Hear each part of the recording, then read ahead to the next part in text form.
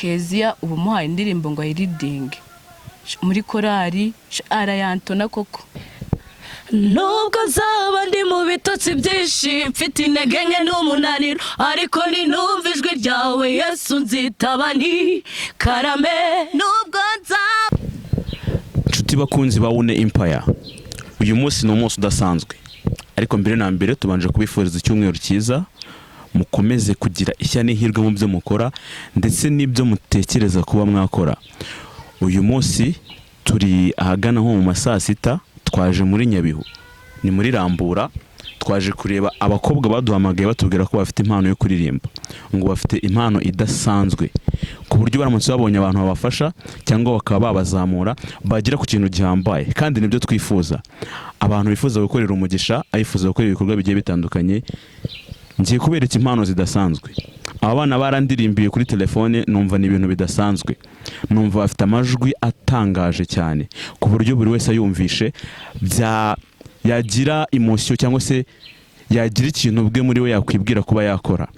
Ubu rero ngaha turi tugeze hafi mu masaa sita, murabona akazuba gacanye, gusa ikirere turabona gisa nkaho kiri guhinduka gake gake ku buryo imvura ishobora kuba yagwa isaha iyo ari yo yose. Hano muri Nyabihu ni akarere kazwiho imvura, ni akarere kazwiho imvura, niyo dushaka kugira ngo ducunguze uburyo umwete imvura itaza kugwa tutaragira ikintu dukora. Reka dutangire. Mumeze mute? tumeze neza nacyo. Meze neza cyane. Yego. Kandi kubona nta courage mufite se? Turazifite. Murazifite? Oya nuko tutarabizamo neza, ntago turabyumvisha. Ntago murabyumvisha. Mumbwire rero mwitwa bande? Je nitwa Aisha Kezia. Aisha Kezia. Kezia. Okay, nanjye nitwa Fanny Uwimpuhwe. Witwa Fanny Uwimpuhwe. Fanny Uwimpuhwe. Ndashaka kugira ngo rero mwibwire abantu babakurikiranye kuri Une Empire. Aha turi ni hehe ku buryo umuntu namutse bakeneye yababona? Aha twabasanze ni he? Aha ngaha turi ni mu karere ka Nyabihu, umurenge wa Rambura, turi mu mudugudu wa Gasiza, naneho tubarizwa. Mudugudu wa Gasiza. Yego. None se harya munyibutse mumpamagara mwahamagaye mumbwira ngo iki? Twaguhamagaye tukubwira ko dufite impano yo kuririmba kandi twifuza kuzamuka. Ufite impano yo kuririmba? Yego. Abantu bafite impano yo kuririmba baba bafite n'impano yo kwandika indirimbo. Yego, birumvikana. Cyangwa muririmba indirimbo z'abandi? Oya. Ngaho nyine twebwe ntago dukunda akesho duhuye dukunda gusubiramo utuntu twagiye duhitinganye tw'abahanzi twagiye twamamara, utuntu twagiye abahanzi nyine bakomeye kuturusha bagiye bakora, nitwo tugenda dusubiramo tukabigana. Naho kwandikaho hari igihe twanditse nyine nk'utuntu dutoya tukatujyana muri korari tukavamo ikintu kinini. Mbese akeshi kwandika bigaragarira muri korari turirimbamo yitwa Jehovanisi. Muririmba muri korari? Yego. Korari yitwa Jehovanisi. Ibarizwa hehe? Mu karere ka Nyabihu, muri ADPR paruwasi ya Gasasa, ariko ni ku mudugudu wa Gasiza. Musengera ku mudugudu wa Gasiza, ari naho mubarizwa. None se hari indirimbo mwebwe ubwanyu mufite ku giti cyanyu mwarakoze ziri kuri YouTube, ziri hanze cyangwa se ziri muri studio? Mutubwireho muri makeya. Oya, nta ndirimbo twebwe ubwacu turakora ziri hanze cyangwa se kuri YouTube nazo. Yego. Ariko uburyo bubonetse no kubura uburyo cyangwa nta mwanya kubera iki nta ndirimbo mufite kandi muri abantu? No kubura uburyo. Ku buryo uburyo bubonetse twabikora, twazikora nyinshi cyane, nyinshi ariko kandi bikagenda neza cyane rwose. Noneho rero mbere kugira ngo dukomeze, mwahamagaye mumbwira ko mufite impano yo kuririmba. Kugira ngo dukomeze, turashaka kugira ngo abantu badukurikiranye mubanze mu bakonveke, babanze bumve ijwi rye. Ngenda nabumvisha numva birantangaje, numva mufite ijwi ridasanzwe. Abantu badukurikiranye kuri Une Empire, ndashaka kugira ngo mubanze mu bakonveke, mubagezeho akantu gatoya. Twagiye. Nubwo nzaba ndi mu bitotsi byinshi mfite intege nke n'umunaniro ariko ninumva ijwi ryawe Yesu nzitaba nti karame. Nubwo nzaba ndi mu mu bitotsi byinshi mfite intege nke n'umunaniro ariko ninumva ijwi ryawe Yesu nzitaba nti karame ibi ntibyambuza kukumva ibi ntibyambuza kugukorera ntibyambuza gukora icyo ushaka Yesu we karame amakuba naza umubiri nawo ugacika intege nzakamba maranira kugira ngo nkubahishe Yesu we karame ni gutyo mwari mukomeje se kari gakomeje abantu bajya bango karame twagiye dukomeza nta kibazo karame mwami we karame turakwita de Yesu we karame Yesu we twese tuti karame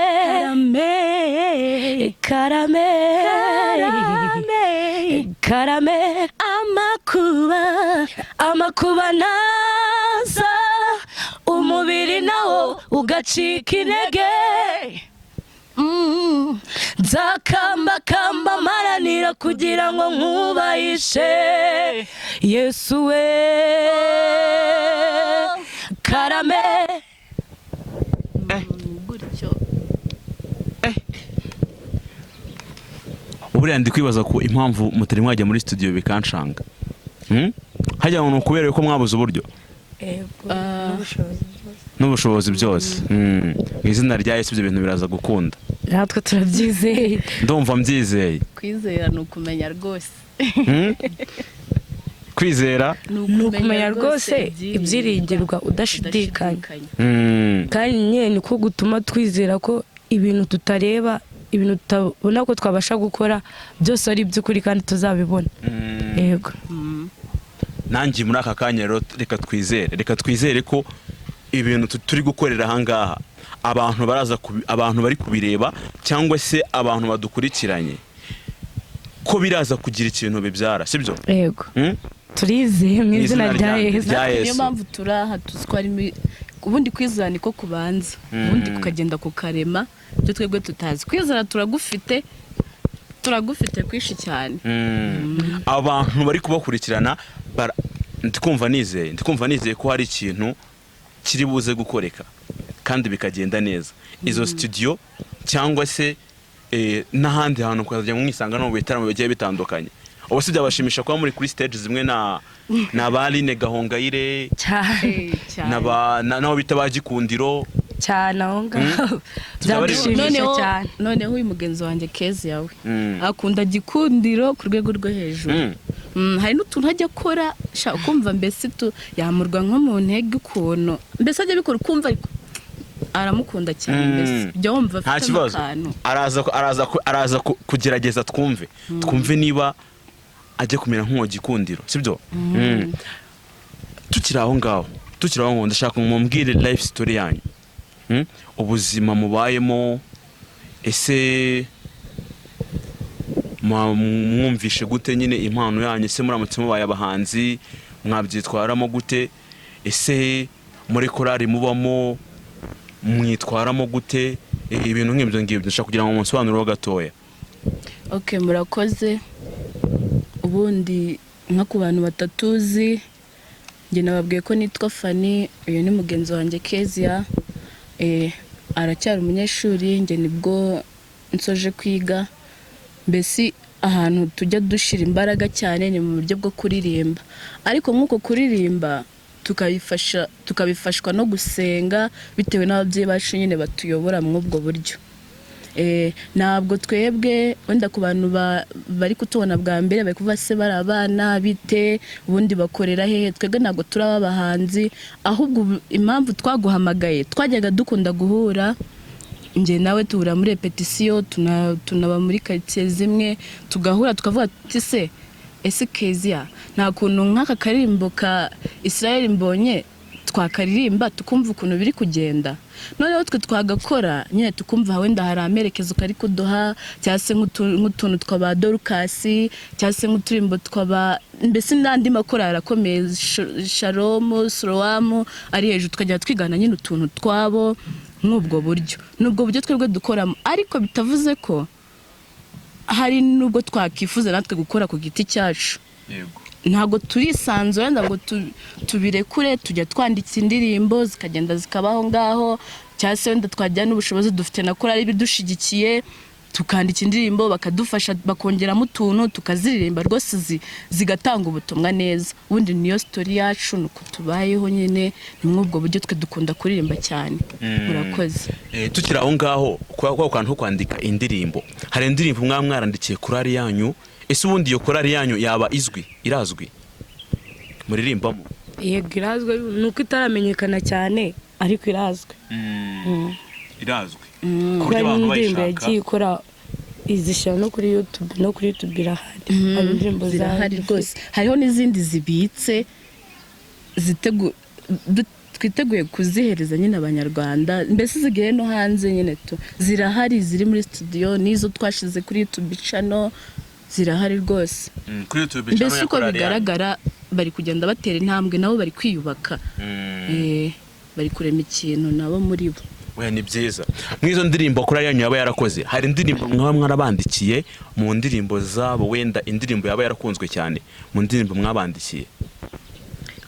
Irahari, nuko iyo itarasohoka ariko nayo mu minsi mike zaba yasohotse. Yitwa Mpakukwizera. Mpakukwizera. Yego. Imwe mwayanditse muyishikiriza korali irayikunda, yego, bayijyana muri studio. Yego.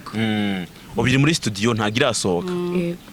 Ndumva ari ibintu byiza cyane, ni ibintu byiza cyane. Noneho sasa rero tukiri kuri ka kantu ko kuba muzi kuririmba, ko muba mufite impano yo kuririmba, aho kantu ka gikundiro mwavugaga, ndashaka kugira ngo Kezia atugaragarize iyo mpano, twumve abikora gute, abigenza gute, kugira ngo abe yakumva afite ijwi nk'irya gikundiro.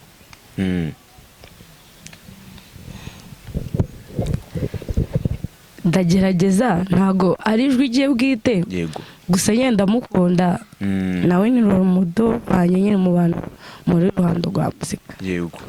Uyu mugenzi wawe ntago aragufasha? Namufasha, ndamufashe ko nabanze abikore, kuko nanjye hari abandi bantu njya nkunda bitwa Daniela na James, nanjye ndabakunda cyane. Daniela na James ndabakunda cyane. Okay, Kezia twagiye. Hiyo hiyo hiyo hiyo hiyo hiyo hiyo hiyo hiyo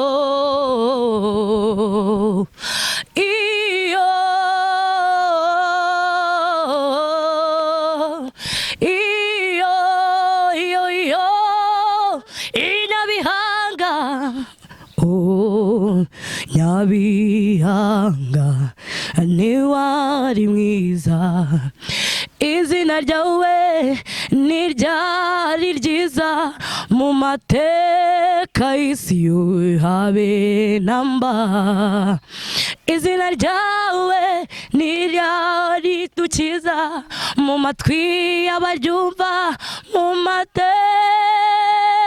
y'isi Nyabihanga. Ndagerageza.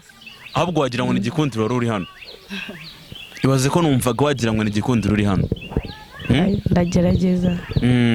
Uragerageza. Hamwe na mugenzi wawe twumve indirimbo ya James na Daniela waba ukunda cyane ni iyihe? Hari subuko ari nyinshi, nyina nzireba ari nyinshi koko. Iyo ukunda cyane kurusha izindi?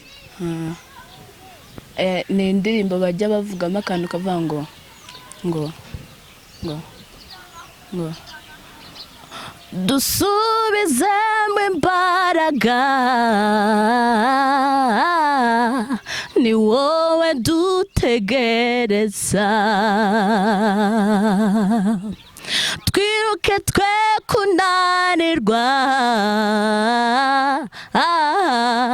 tugende twe gucogora.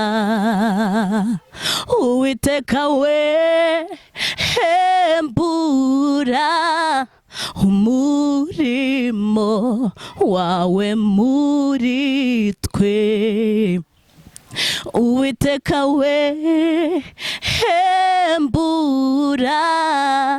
umurimo wawe muri twe. Kajya kamfasha cyane cyane ariko none se kuno ndi kubabona ndi kubona mukiri batoya, muracyari batoya, mufite amajwi yagira ikintu abagezaho mu gihe kizaza cyangwa se mu gihe kiri imbere. Hari abantu benshi cyane batunzwe n'amajwi yabo byonyine, byonyine, ariko hari abantu babikoresha swati yari umukozi w'Imana ariko bitewe nuko afite impano yo kuririmba bigeze nyuma bivuyemo, bitewe nuko abaye umusitari cyangwa se bitewe nuko agize ikintu ageraho akahita bivamo akigira wenda mu bintu by'isi, indirimbo z'Imana akazireka. Ese mwebwe mwumva intumbero yanyu ari iyihe muramutse mubaye abasitari? Aho ngaho ikintu nabivugaho njyewe, hari abantu benshi nyine bajya babona batangiye kuzamuka ugasanga ahise bivamo koko yigiriye mu zindi ndirimbo z'isi, umurongo yari arimo arawusize. Twebwe ntabwo ari uko nguko. Yego ntabwo tuzi ibiri imbere yacu ko byifashe, ntabwo twabivuga wenda ngo turabizi neza, ariko twebwe ku bwacu nonaha tuba twumva umurongo twagenderamo kuko dukunda gusenga. Nubwo hari byinshi wenda nyine bishaka gutuma dutandukira, ariko dukunda gusenga. Twe tuba tuvuga ibyo byose ingufu zacu twazishyira muri gospel, mu ndirimbo zo kuramya Imana no kuyihimbaza. Reka ntabwo twagenda mu zisi. Yego nazo hari uruhande zigeramo mu bundi buryo nyine zikagira uko zifasha abantu nyine bakanezerwa, ariko twebwe imbaraga zacu ni muri gospel. Mu ndirimbo zihimbaza Imana zikanayiramya. Nabaye bahanzi mukunda cyane mu Rwanda mufata nk'ibyitegererezo kuri mwebwe, kaduhere kuri Fanny.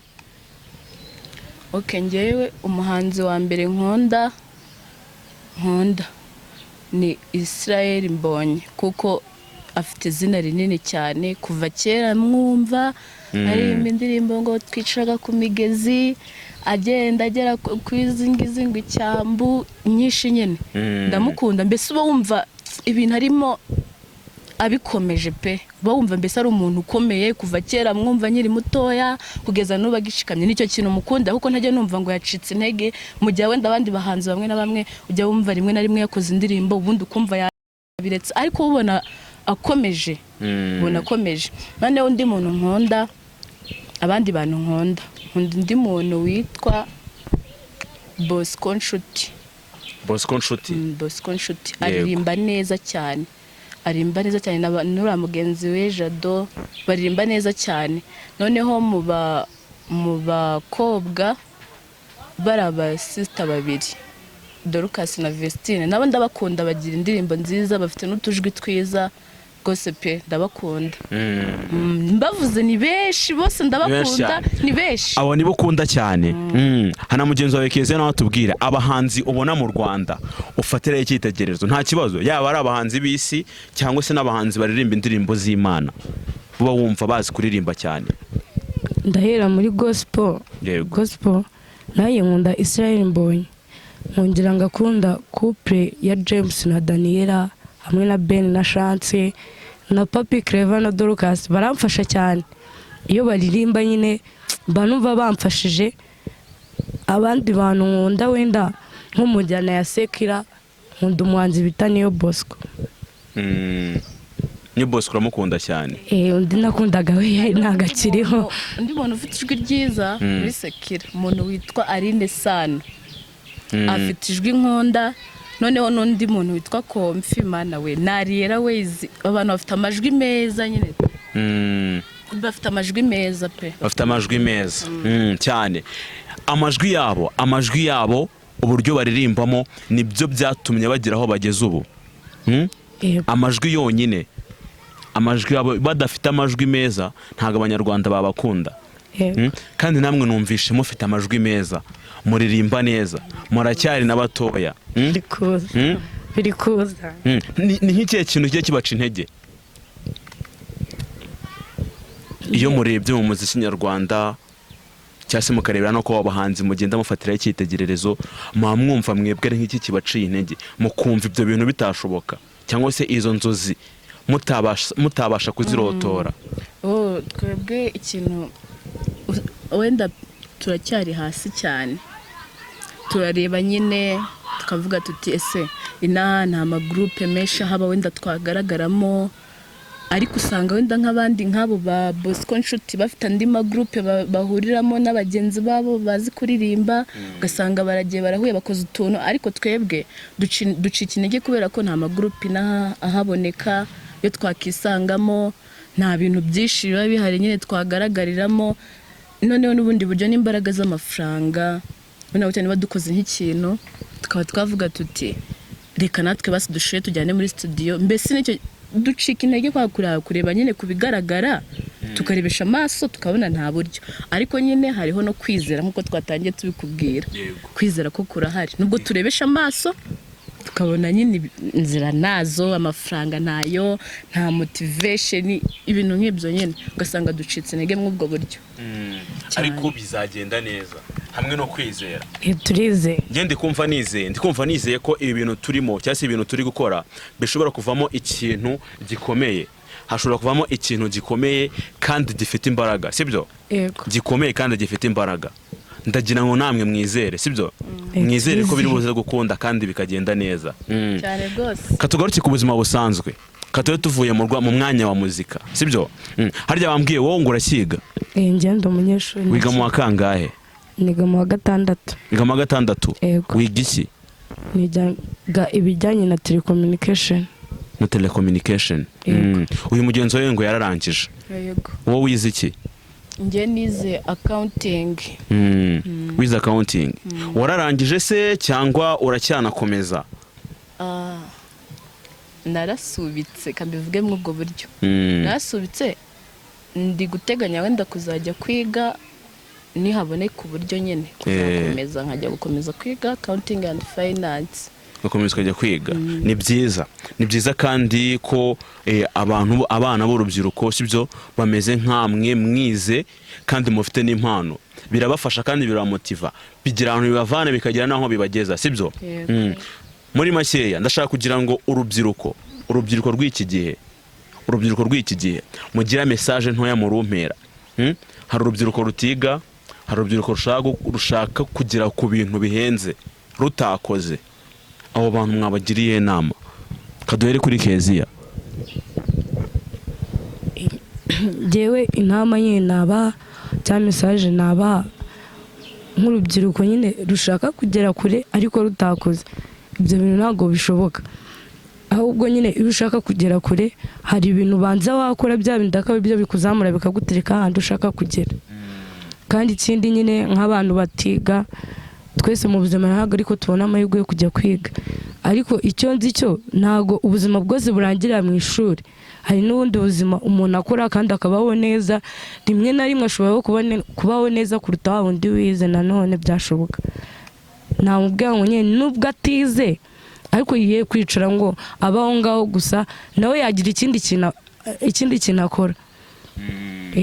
Weda nka leta yacu nye dukangura nko kuba umuntu yakwihangira umurimo, ntabwo wihangira umurimo wese ari umuntu wize, oya nawe ubwawe wawihangira kandi utarize.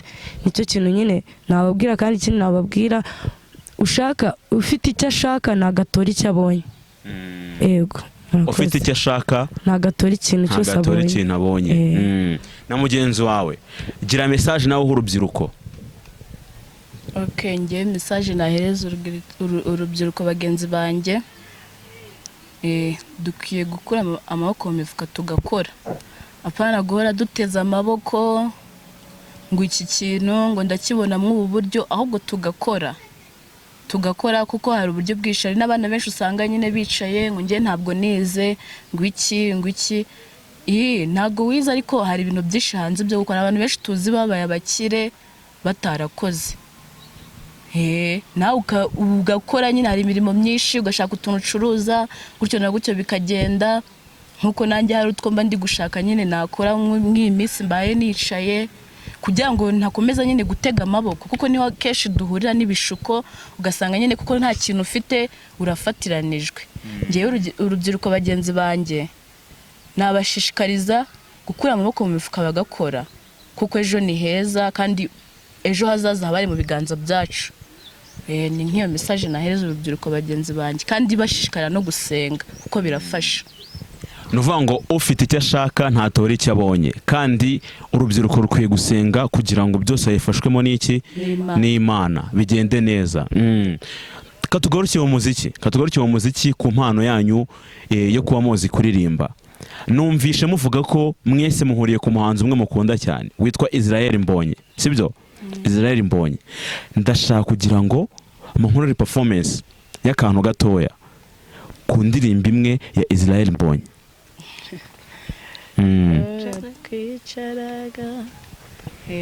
Natwe kuko dutegereje, hari ibintu byinshi dutegereje imbere yacu. Turashaka kuririmbira indirimbo ye yo ku migezi. Imaze iminsi niyo dushaka kuririmbaho agace gatoya nta kibazo. Twicaraga ku migezi y'i Babuloni, tukarira twibutse iwacu, imitima yacu yari yuzuye agahinda, kuko nta mutabazi twari dufite. Turapfukama dutakira Uwiteka, aratwibuka adukiza amaboko, yabatujyanye w'iminyago aradutahura, tugera i Siyoni kubw'ubuntu bwe. Tuzafata urugendo rurerure, tuzurira imisozi iteganye n'ibicaniro, tujye gutamba ibitambo byishimwe, urwibutso ko yadutahuye. Tujye gutamba ibitambo byishimwe, urwibutso Yesu ko yadutahuye.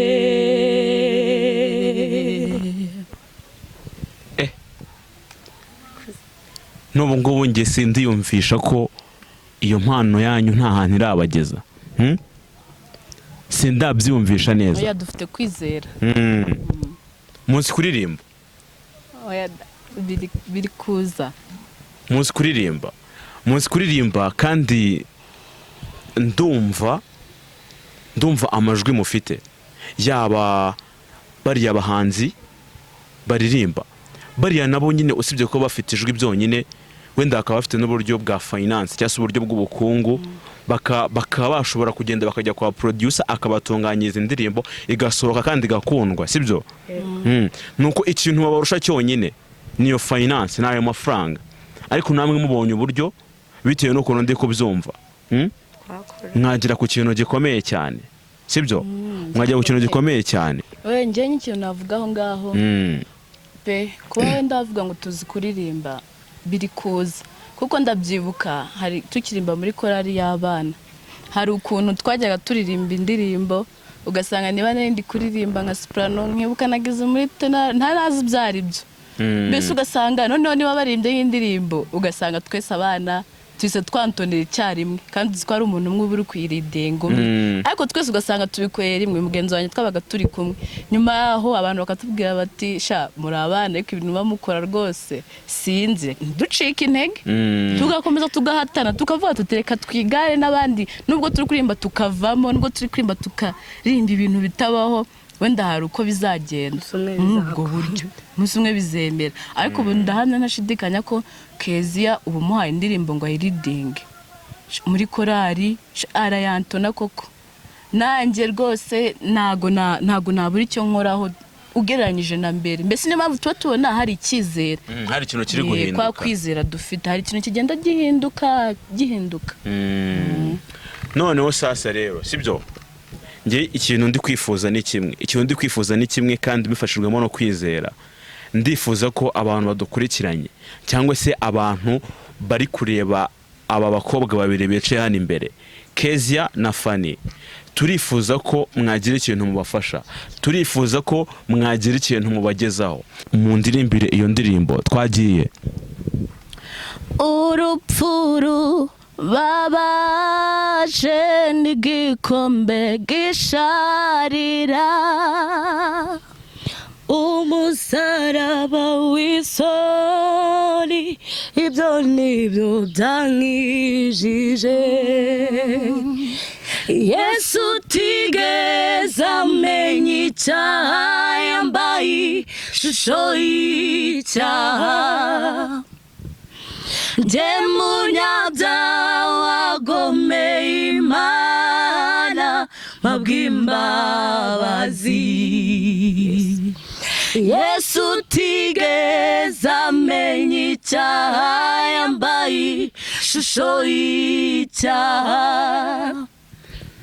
Njye munyabyaha wagomeye Imana, mpabw'imbabazi. Urupfu rubabaje n'igikombe gisharira, umusaraba w'isoni ibyo nibyo byankijije. Yesu utigeze amenya icyaha, yambaye ishusho y'icyaha. Yesu utigeze amenya icyaha, yambaye ishusho y'icyaha. Amena. Muri kuririmba nkumva ndafashijwe. Hari ukuntu muri kuririmba nkumva nyine ni ibintu bidasanzwe. Nkumva ukuntu muri kujyana amajwi yanyu, nkumva ni ibintu biratangaje, sibyo? Biratangaje. Mushobora kuba mwebwe mutabyumva hari muri kuririmba, ariko njye ndi kubyumva.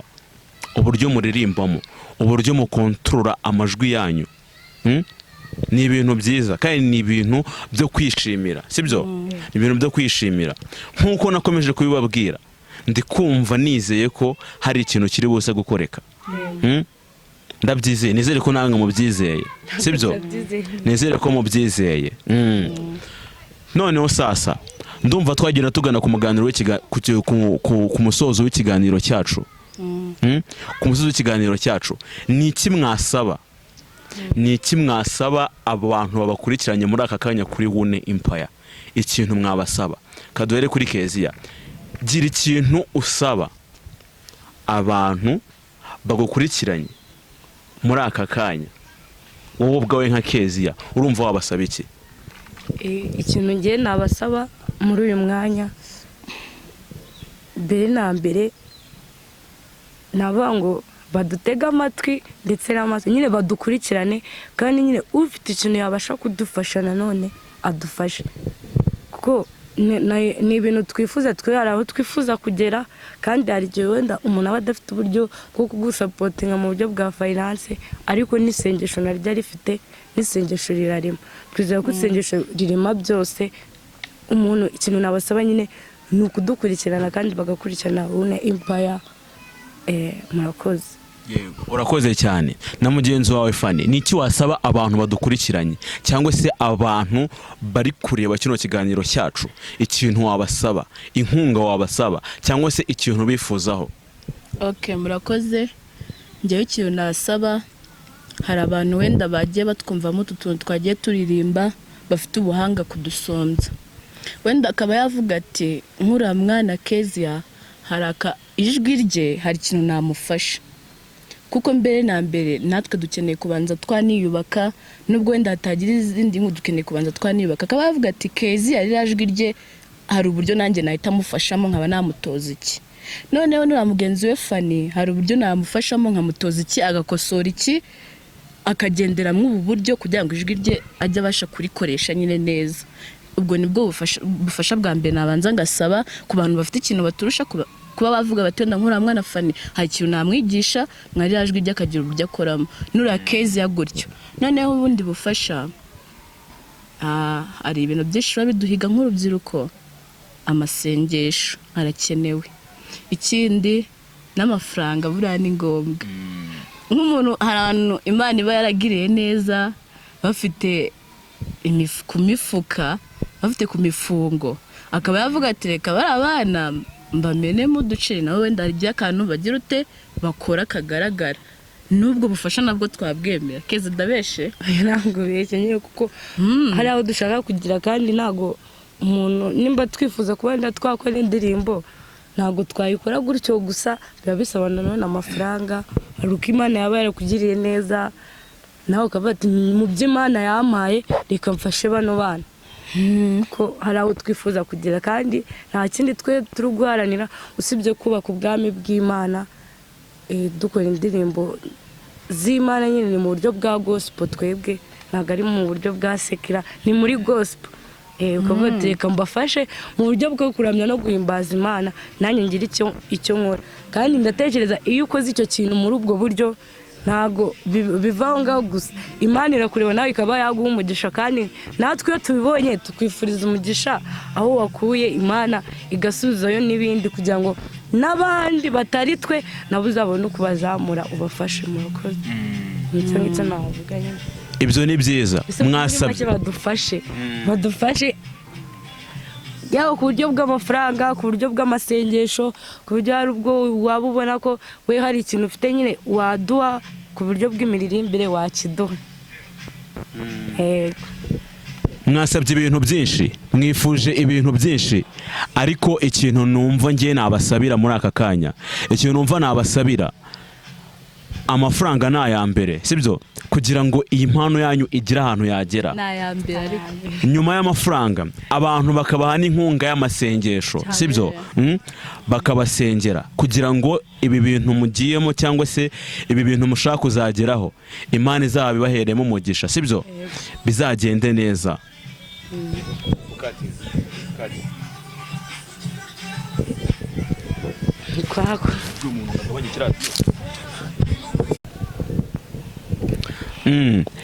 Nk'uko nakomeje kubivuga, ikintu ngiye numva cy'ingenzi cyane kurusha ibindi byose, sibyo? Amafaranga. Buriya umuntu agusengeye ntaguha amafaranga impano yadindira, sibyo?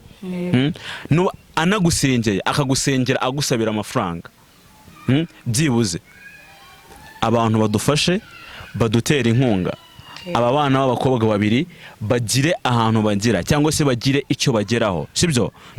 Kezia, umuntu aramutse agukeneye cyangwa se umuntu uri gukurikirana kino kiganiro aramutse yifuje kuba yagira ikintu agufasha cyangwa se ukuntu yakubona gute? Ku buryo bwa telefone, nimero ya telefone. Yego. Hari nimero nabaha. Nimero ya telefone ni iyihe? 079 0 389 Gisubiremo. 079 0 389 921. Fanny, wowe umuntu aramutse agukeneye yakubona gute? Nanjye hari uburyo bwa telefone yampamagara kuri nimero ya 079 20 76 981. 981. Urongera uyisubiremo.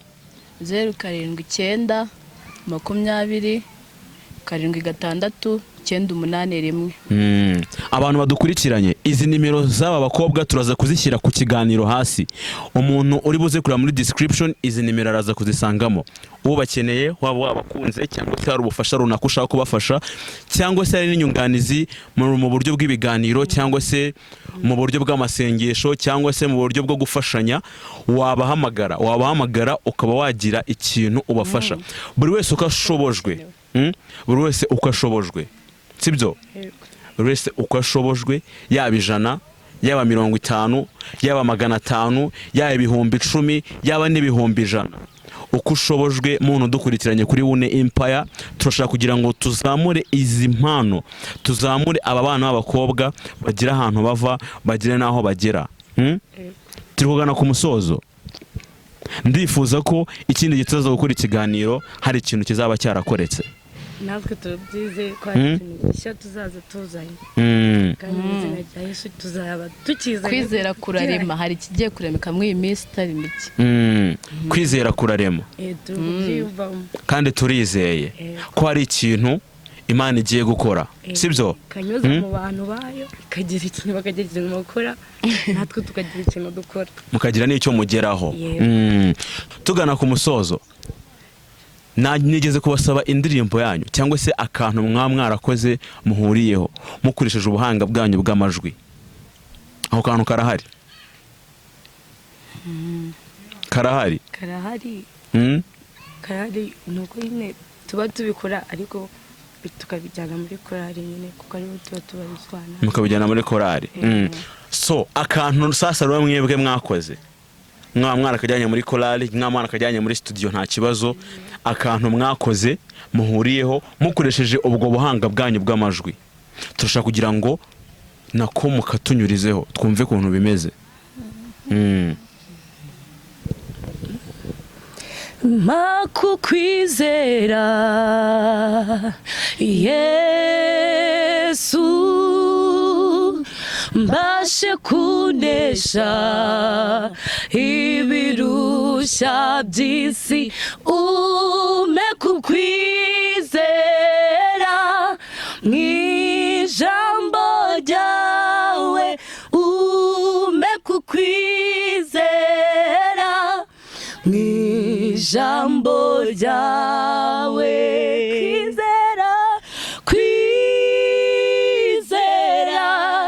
nukumenya rwose ibyiringirwa udashidikanya, kandi niko kuduhamiriza kw'ibyo twiringiye byose ari by'ukuri. Ko ni agace gato tuguhaye nyine kayi. Murakoze. Ako ni akantu mwanditse? Yego. Nako mwanditse? Gusa indirimbo bitewe n'uko muba muri korali, umeshikiriza korali irayiririmba, sibyo? Ariko urumva ko byibuze mukora ibintu byiza, ku buryo noneho muramutse mubonye uburyo ko mwakora ibintu byanyu ubwanyu, mwakora ibintu bihambaye kandi byiza cyane. Byiza cyane. Urumva ko nyine indirimbo iri kuvuga ngo kwizera no kumenya rwose. Natwe mu bikorwa byacu tuba dufite kwizera niko tubanza imbere. Umvise ko indirimbo ubundi yavuga kwizera. Natwe ibyo tuba tubona tukabona nta nzira, ariko kubwo kwizera tugakomera nyine mu mitima yacu. Ni mwubwo buryo twizeye ko nubwo uyu munsi turanga, ariko twizeye ko inyuma y'uyu munsi cyangwa nyuma y'iyi saha turimo, isi saha irakurikiraho, hari ikintu twizeye ko kirakoreka kubera kwizera. Ni ukumenya ibyo urimo kwiringira udashidikanya. Ntushidikanye ko bitaraba, ntushidikanye ko bitazasora, ahubwo ni ukwizera ko biraba. Kakane ngo kwizera